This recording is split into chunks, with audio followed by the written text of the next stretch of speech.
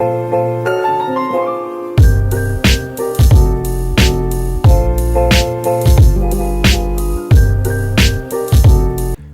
folks, welcome back, and today we're going to be painting the Dark Eldar Clawed Fiend.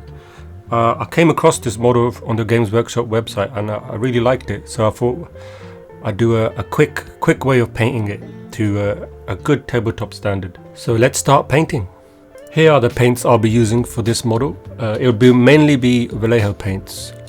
As you can see, I've given an undercoat of black and then light grey over the area and leaving some areas black for the shadow. This will help create better shadows when you start painting the base color. Firstly, I'm starting off with the dark red color from the dark red list that you see at the start of the video, and I'm just giving it light coats going over all the areas where the grey is, just lightly base coating and building up the layers. After the first base layer is put in, I use another lighter red to start base coating over the skin area, just on the areas where the light will be hitting. So if you just decide where you think the light's going to hit, just concentrate putting the lighter red around that area. Now moving on to the first highlight, we'll use the orange and just slowly hitting the top parts of the muscle, the top parts of the abs, the top middle-ish part of the chest, and areas around ankle, the hands. Just slowly just spraying the airbrush, slowly building layers. When I do spray the airbrush, a little bit comes out at a time, but you want to just keep spraying a little bit over the areas, waiting for the paint to dry first and then going over that area again. Okay, so what I'm trying here is I'm getting some paint with my paintbrush now, the orange, and I'm painting over the areas where the highlight is hitting, and I'm being a bit generous with the paint, just kind of like sketching the paint on. And then what I'm going to do is I'm going to try and airbrush over it, just to try and blend it all together. I've seen this technique before, so I wanted to try it myself. It's not really what I normally do, but I wanted to try it out, see how it is. So I'm just blocking in the highlights everywhere, not worried about the transitions or blending. And the idea here is the airbrush, you go over with like a light coat of mixed red and orange together, which you'll see later on, and you're just building up the color again, and hopefully it will blend in with the paint you've already put on here. Okay, now I'm going to use this. I didn't mention in the paint list, but I am using a couple of these Liquitex professional acrylic inks. I'm using the red and yellow ones. But the yellow one now, what I'm going to do a light spray over the area where I painted orange, just to bring it out a bit. I'll just go over it lightly, just taking my time with the airbrush and just back and forth, little spurts. The Harder and Steenbeck airbrush has this control at the back, which lets you control how much of the trigger you want pushing back, which is quite useful in this instance. So it's a good technique to just spray little bursts and then wait for the area to dry, and then you can go back and spray again. And the next, after the yellow one, I'm using the red Liquitex acrylic ink, and I'm doing the same thing. I'm just going over and just spraying lightly over. And what this does is this brings all the colors together from the base coat of that orange that we painted, so it seems seamless. So it's quite a good technique, and it seems to be working quite well here. And this is a process which I'll be going back and forth, as you'll see, because now I'm painting actual streaks on the muscles and areas of highlight needed. I'm just going over the raised areas, just putting orange and yellow, just painting all around the model. And then after, what I'll do, I'll go back to the red ink now, which you can see now, and I'll start airbrushing over just to bring it back again so it's blending. So this is a back and forth process. You just keep doing that, build layers, and you'll eventually see that it starts coming together, seaming together, and it starts becoming seamless. So it's starting to just merge all the colors together.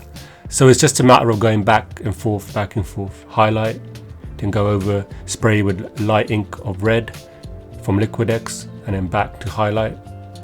A little bit of yellow if you want, then you can do a bit of red, or you can mix the two together. Now moving on to the fur, we'll just use a good old base coat of dark brown and build up the layers with dry brushing. So with these three colors, it's very simple. It's just dark brown and highlighting up to light brown, and I'm just painting all the fur brown, and I'm slightly watering down the fur when it comes near the skin, so I can kind of wet blend it in to the skin. And then when that's dry, I'll dry brush with a medium brown and then a lighter brown over the areas which are slightly higher, so it gives that sense of light. Very simple, good old dry brushing, and it's effective. So I think it works well for the fur because the fur is kind of has that dry brushy feel. So very good technique for fur, I find. Moving on to the mask, we'll give it a base coat of dark green, and we're just building up the green layers on this. So it's just dark green, then using the lighter green to go over the highlight areas, let that dry, then build up to the lighter green. Then when we get to the extreme light green, we'll highlight, and then I'll just mix a bit of white with it, and then I'll add that to the very tips of the highest points. Just using yellow here and just going over very carefully over the veins and all the areas around the muscles where little veins are sticking out, just putting in the extra extreme highlights needed to just make the detail pop a bit. So just carefully going over the model and applying these little highlights.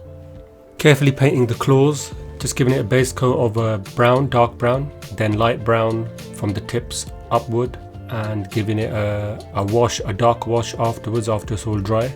Just painting carefully over all of these nails areas. And then for the mouth, I'm using a purple and just highlighting that with pink, the tongue area. Just using a lighter bone color for the teeth and doing the same thing, just washing it with dark tone and then highlighting it white on the tips. Lastly, the tail. So the tail I gave a painted red, and then near where the tail is to the body, I used the airbrush and I used dark brown to slowly blend that side in to the red, so it looks like it's all seamless and one part of the body basically. And the end I painted the horn, which was a bleached bone color from the Vallejo version, and then gave it all a wash of dark tone, and then highlighted the areas orange around the edges of the tail near the top. And now the final base bit, my favorite bit. So then what I do is I just base coat the existing base that's been sculpted on this model, and I base coat it black. And then I use that Astro Granite texture paint by Citadel, and I put that onto the base, and I'm filling up all the gaps and areas so it looks all seamless.